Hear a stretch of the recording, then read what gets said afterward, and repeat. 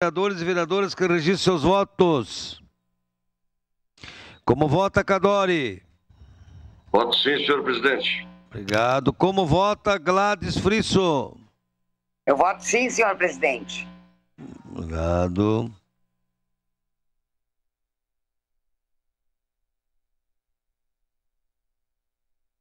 Rose Zap Frigeri, como vota? Querida.